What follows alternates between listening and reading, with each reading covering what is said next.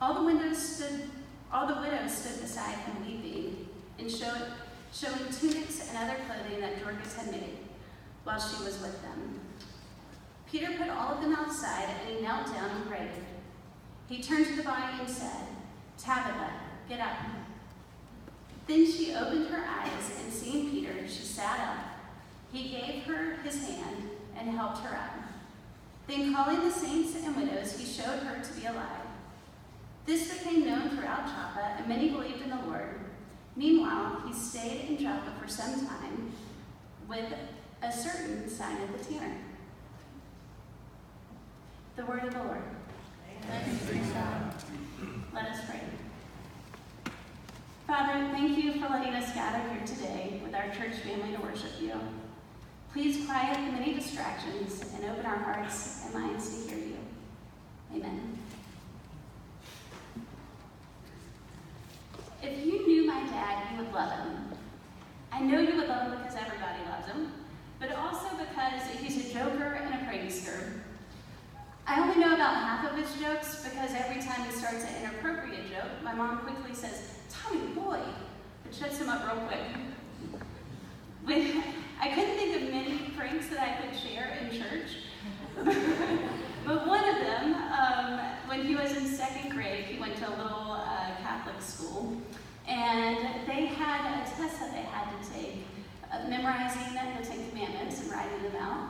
And his teacher, who was a nun, thought that his Ten Commandments were blasphemous, and sent his test to the bishop. He didn't really know what to expect when he saw the bishop, but when he walked into the office, the bishop was rolling with laughter. He wrote, "Thou shalt keep the Lord's day holy." I could give a whole hour long talking about my dad's quirks, but there was one that I found especially odd as a child. In my memory, we went to graveyards all the time just to walk around. But when I asked him recently, he told me that wasn't the case. We only went to the graveyard when we were in Columbia, Tennessee, visiting my aunts, who at the time seemed ancient. I think they were probably 60. So they kind of served as a mother-in-law to him. And we would sit in Columbia, Tennessee in their living rooms where there weren't many escapes. So Dad and I would sneak off to the graveyard hoping that nobody would find us. And Dad and I would spend the time calculating how long people had been alive. We would talk about history and what had happened while they were living. And we would practice our storytelling. I would make up stories about these people's lives, and he would tell terrifying ghost stories. Inevitably, I would get terrified and beg him to take me to get ice cream, which he always did, and then we would be found and have to go back to my aunt's house. So, one afternoon, I found a grave that's always kind of stuck with me. I don't remember the woman's name, or know really anything about her other than she lived from the late 1800s to the early 1900s. On her gravestone, it said, "Servant of God and friend of man."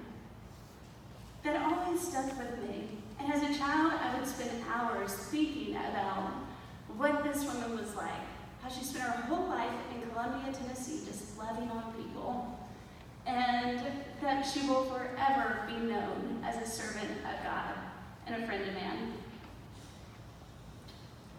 I've always loved the main character in our story from today's Bible story, Tabitha, or Dorcas.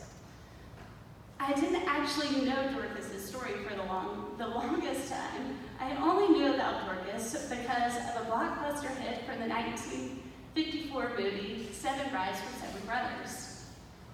Some of you might not know Seven Brides for Seven Brothers. It is a story of 7 brothers that are frontiersmen in Oregon.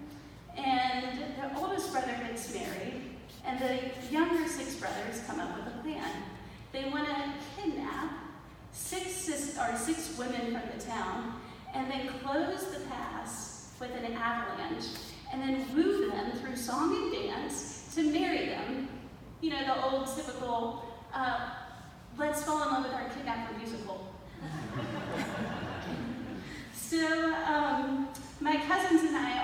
loved to act out this movie. And the cutest brother was Ben, and he was paired with Dorcas. And I always wanted to be Dorcas, but I was one of the younger cousins, so I didn't get her very often. I didn't know that later I would always love Dorcas. Until I started reading the Bible a lot more thoroughly. So I came to Acts. I don't know if everybody here has read Acts, but Acts is this epic novel of a story.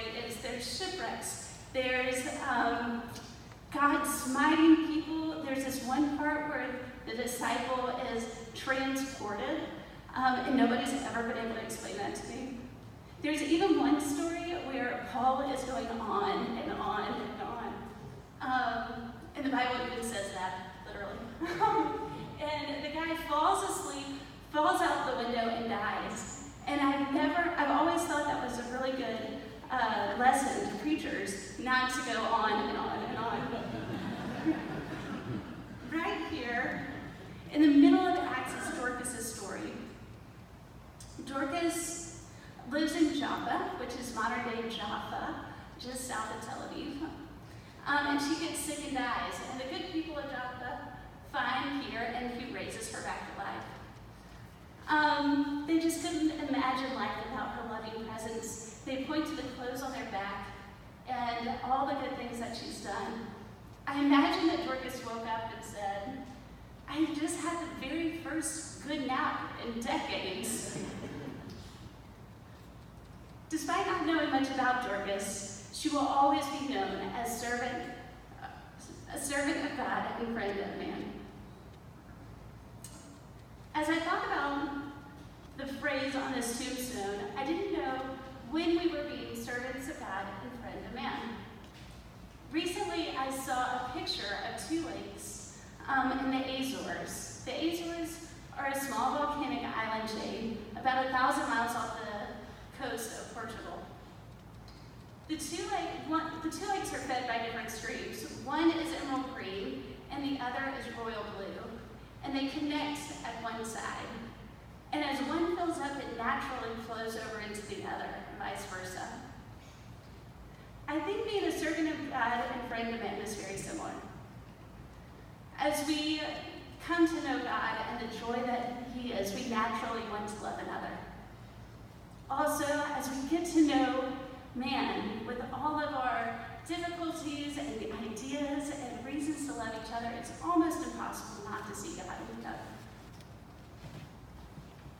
I can tell you that it's also almost impossible to constantly be servant of God and friend of man. I have so many distractions when it comes to this. I also have so many doubts. I'm constantly wondering, do I have enough money? Do I have enough time? Do I have enough faith? Enough expertise? Enough security? Enough. Am I enough? In Isaiah, God says, I am the Lord your God. I have called you in righteousness.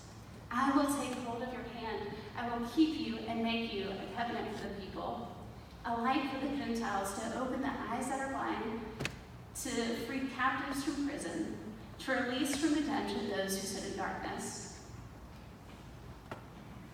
Now, biblical scholars disagree on this passage, probably because they have to disagree on everything in order to keep a job. Some believe that this is a call to Jesus. Others believe that it's a call to Isaiah. Still others think that it's a call to each and every one of us. I'm not sure, but I never heard of an image that I love more of God, that He has called me in righteousness, that He is holding my hand. How else can we live a life of loving people that are so hard to love, to worshiping a God that is so hard to understand, and living in a world that can feel so dark and unfair? God holds our hand through it all. These two women have inspired me to live a life of servant of God and friend of man. Can you imagine anything better to be remembered by? How can we possibly live up to that tombstone? Do we have any examples that we can look to? Perhaps you can think of someone. As I look around this church, I see countless people who live up to that. People that take cancer patients to their treatments and are a source of life and comfort through the toughest times in one's life. People who greet friends and strangers with hugs and handshakes as we get here to worship God in the morning. People who stand by the immigrant as he is faced with being torn away from his family, as an assurance that he has allies that his family can depend on. People who come here to deepen their faith in the midst of questioning and doubts, but knowing their relationship with God will be all the stronger for it. People who feed the hungry month after month, who love on the homeless and become not just a free meal for someone, but a person that celebrates their joys and cries with them in their sorrows. People who raise children in our church family to know what it is, what a joy it is to know God. People who travel to Charlotte and Nicaragua and DC to become friends with people that are so different from us, but miracle of miracles, we find brothers and sisters. There are so many in this room that are being servants of God and friend of men. I want to end with a thank you and with an invitation. I've made it my life's mission to have this phrase on my tombstone. Some days I don't achieve it at all. Some days I'm a servant or a friend for maybe 15 minutes. The days that I do really well are often inspired by the people in this church and the missions that this church does. So thank you. Thank you so much for helping me on this journey. Now I think every sermon should have a challenge. So I leave you with this. How can your life be used to be a servant of God and friend of man? Where are the barriers when you feel like you're not enough? Where is God calling you? I invite you to take his hand. Please stand to profess our faith.